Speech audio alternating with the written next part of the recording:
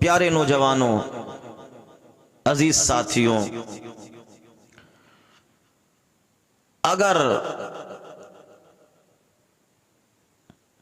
آپ سوتے ہوئے ناپاک ہو جائیں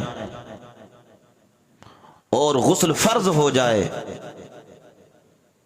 تو چاہیے تو یہ کہ اسی ٹائم اٹھ کر غسل کر لیا جائے، اور اگر یہ بھی نہ کر سکیں، غسل نہ کر سکیں تو اٹھیے اور اٹھنے کے بعد اپنے ہاتھوں کو دھوئیے اور وضو کیجئے، اور وضو کرنے کے بعد پھر سو جائیے۔ یہ بھی نہ کر سکیں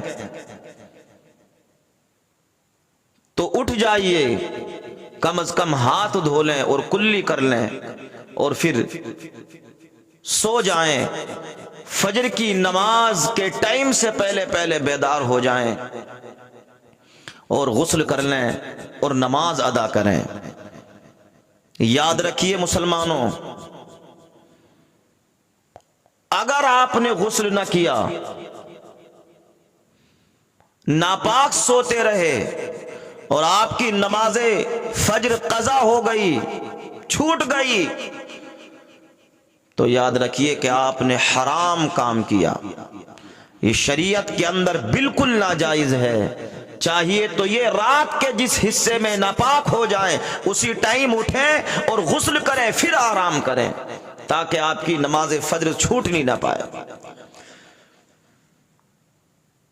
ہم اور آپ جانتے ہیں اسلام میں پاکی کو بڑی اہمیت دی گئی ہے۔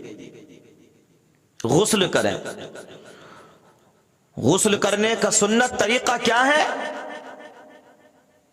تو سنت طریقہ یہ ہے کہ پہلے اپنے دونوں ہاتھوں کو دھوئیں، اس لیے کہ حضور اکرم صلی اللہ علیہ وسلم نے، میرے نبی نے ارشاد فرمایا کہ تم میں سے کوئی نہیں جانتا کہ تمہارے ہاتھوں نے رات کہاں گزاری۔ یعنی ہو سکتا ہے کہ آپ کا ہاتھ ناپاک ہو گیا ہو، تو اس لیے سب سے پہلے جب ہم غسل کا ارادہ کریں تو اپنے ہاتھوں کو دھو لیں،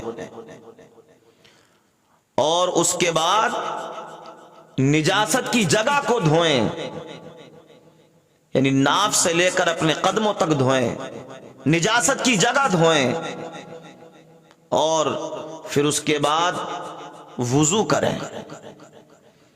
وضو کرنے کے بعد 3 مرتبہ دائیں کاندھے پر پانی ڈالیں، 3 مرتبہ بائیں کاندھے پر پانی ڈالیں، اور پھر سر سے لے کر قدم تک پورے جسم پر پانی بہائیں، اس طریقے سے کہ جسم کا ایک بال بھی، ایک رونگٹے کے برابر بھی جگہ خشک نہ رہے۔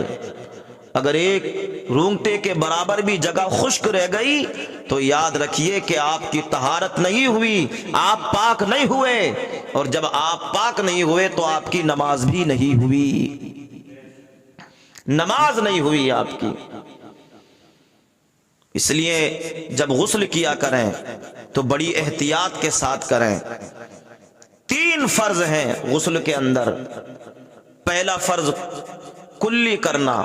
کلی کرنے کا انداز یہ ہونا چاہیے کہ صحیح طریقے سے کلی کریں، کہ دانتوں میں اگر کوئی چیز لگی ہوئی ہے، جمی ہوئی ہے، اس کو چھٹائیں، اور حلق کے ہر پرزے میں، یہاں تک کہ دانتوں کی کھڑکیوں میں پانی پہنچائیں، یعنی صحیح طریقے سے کلی کریں۔ اگر کوئی چیز دانتوں کے اندر جمی ہوئی ہے تو اس کو چھٹائیں، اور اگر کوئی ایسی چیز ہے جو چھوٹ نہیں سکتی، جیسے کہ چونا وغیرہ یا کتھا وغیرہ ہے، کہ اگر اس کو چھٹائے گا تو نقصان ہوگا، دانت میں تکلیف ہوگی، مسوڑے چھل جائیں گے، تو ایسی صورت میں شریعت نے اس کو معاف رکھا ہے۔ تو پہلا فرض کیا ہے کہ کلی کریں۔ دوسرا یہ ہے کہ ناک کی نرم ہڈی تک پانی پہنچائیں،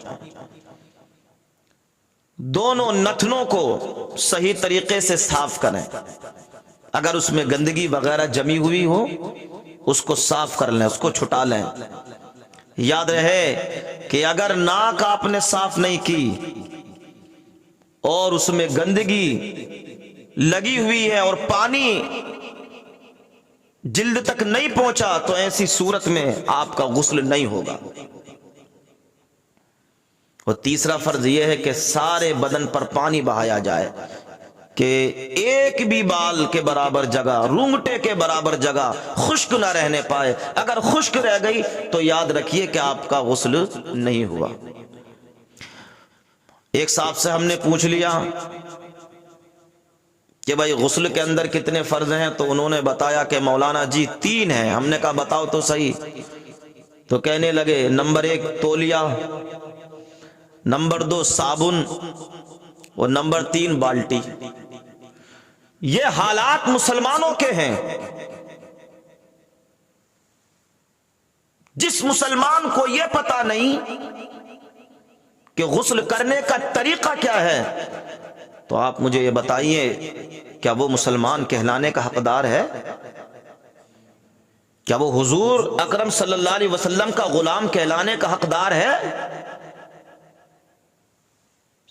شریعت کو سیکھیے، دین سیکھیے، اس لیے کہ حضور اکرم صلی اللہ علیہ وسلم نے ارشاد فرمایا اطلب العلم من المہد الی اللحد۔